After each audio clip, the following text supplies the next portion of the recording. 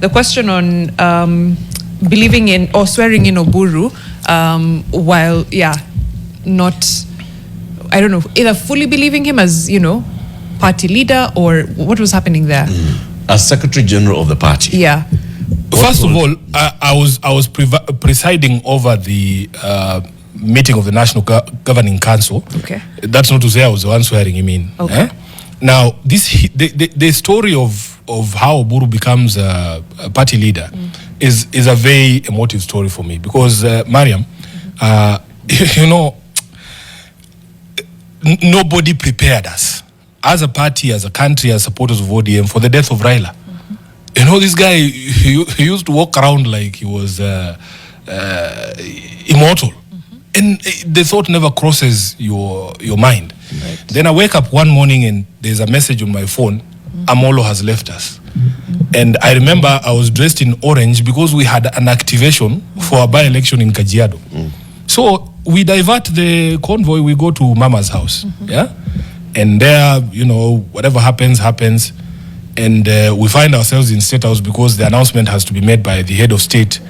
By the way, I was very angry even just that morning, because I didn't understand why it had to be the head of state to make that announcement. Because we sat in that house from, I think, the time that I arrived, waiting for Oburu, because he was in Kisumu. My understanding was that he, as the head of the Jaramogi family, would arrive and make that statement. But then, state protocol takes over and we all are told to go to State House. I was just wondering, like, why, And at State House, they say, because at the house, the Raila's lawyer had told us his will that he wanted to be buried within 72 hours. Yeah. And then at State House, they tell, we need a delegation to go to Mumbai and come back with Mze's body. And I wasn't even on that list, by the way. But I think one of those CSs who came from ODM noticed that the list was very government heavy. It's like, but Sifuna is here. Let a passport yako patia sijui nani. That's how I find myself on the flight to Mumbai. Okay. Yeah. So we go to Mumbai, and actually it was one of the most difficult moments in my life. And that image can never leave my head, because, we found Mze's body on the air side. They had already transferred him from where he was. Yeah. And now the body was in the back of a truck, a canter, just waiting to be wrapped with that paper that they wrap it with, so that they could put it on the plane. So the indignity, man, like, you can't believe this is Baba. So while we are going through all these emotions, people are meeting somewhere to feel his position. Can you imagine that? Mzee had not even arrived in Kenyan airspace. Yeah. And they're already doing that. I wasn't present in that meeting. If I was present in that meeting, I would have told them that the constitution of ODM, which I brought a copy of, I walk around with it everywhere, so that when clever journalists like Latvia want to challenge me on provisions of the ODM constitution, I can show them. It requires that you elect a party leader at a national delegates convention. Now, Raila had 3 deputies. And you see, some of these people, I have asked Ososi, do you people understand what the word deputy means? Like, when you offer yourself for that position, you should be prepared to be able to act in that position in the event that your boss is unavailable. That's true. So my expectation would have been that the 3 of them would have said, let Ososi act for the month of January, you act for the month of February, then you act for the month of March, and in March we call an NDC. Now, there is a way in which the emotional blackmail on members of the Central Committee, on members of the, the National Executive Committee works. That now we are brought back, and all of them, we just told, okay, let's just go along, we need, at least in these moments of grief, some level of stability and leadership, and, he's an old man. And the initial pronouncements by Oburu were very encouraging. If you go back to the things that he was saying in the initial days, saying, this thing has just fallen on my lap, my job is just to steer the party through this difficult period and hand over the party to young people. His own words. He said it himself. That's true. He said it himself. So you must understand everything that happened in the context of that. That there was a very solid drive to be able to not unnecessarily stir the waters and to be able to allow time for us to be able to do these things. That does not mean that the constitutional responsibility to be elected at an NDC is ousted. And the reason why we were insisting on doing things properly, one of the things why the Central Committee of ODM used to make decisions that would they would be readily accepted by the membership. There's a reason. It was because that is the only organ of ODM that was chaired by Raila Odinga. He was the chair of that committee. Central Committee. Yeah. All other organs of the party are chaired by the chairperson. So meetings of the Central Committee would be chaired by Raila. And Raila had legitimacy. He had been to an NDC. He has been the presidential candidate of a party. Yeah. So when you start hearing a different tone from Oburu, then it worries us. And you're saying, hey, boss, see, you go then get the legitimacy from members of the party. So let me then you ask can this. be able to make some of those critical decisions that you're making. Just jumping in because before we take a break. So the leadership of the party meets and says, let's appoint Oburu as interim party leader. Correct. And because that was the communication. Yes. I remember Abdul Swamad reading that at the airport and saying interim party leader. Correct. And the messaging from the interim party leader was, I'm a caretaker here for this. And then again you met at the point now where you were chairing that meeting that endorsed that decision. Yeah. So, and that's when now he came in and took in the oath and said, I will be.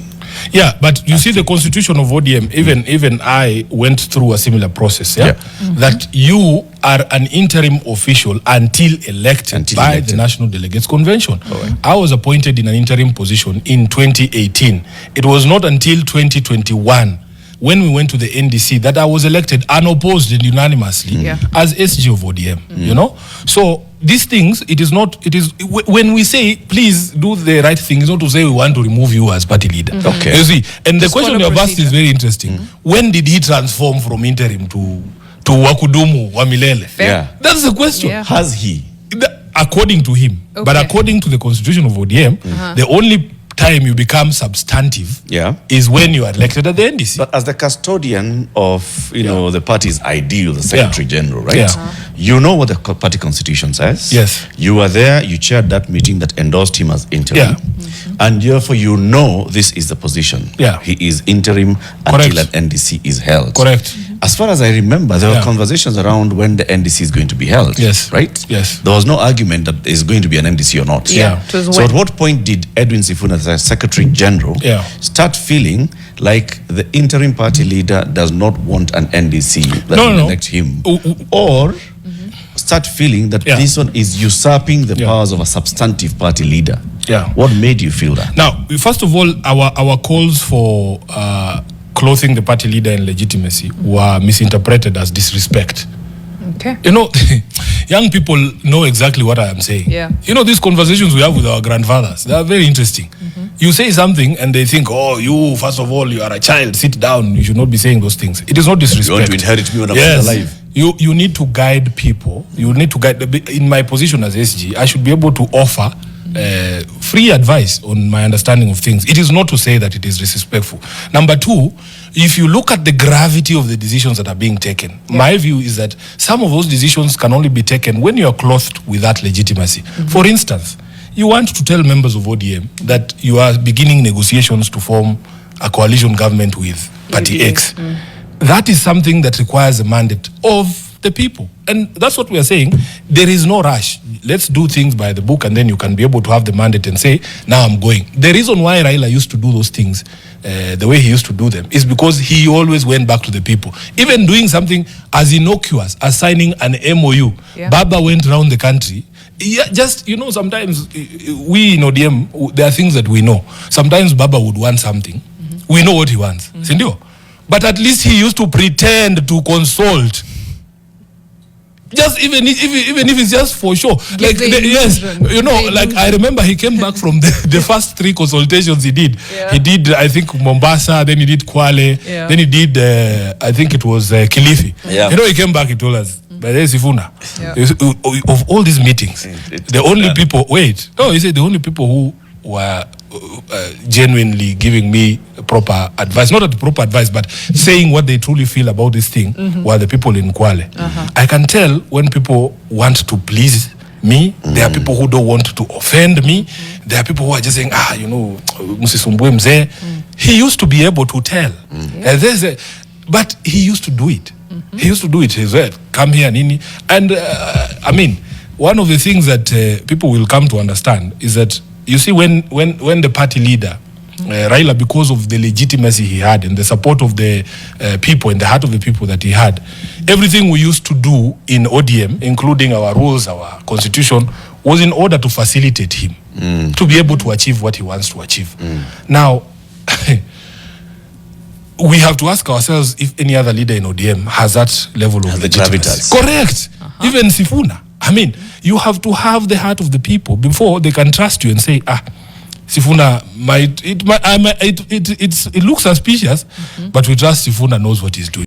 Ati black chocolate ni fine melanin bana kutoka nikapate. Kanapenda kenye mi wanapenda, so kanapenda toto chupa na haga nono. Madam na kudai umedunga mini na unapenda mangwai. Una dance fit unawacha nikismile, ama niko high jua life nice. Kono moja mbele, gine yende rembe, pile up, yoni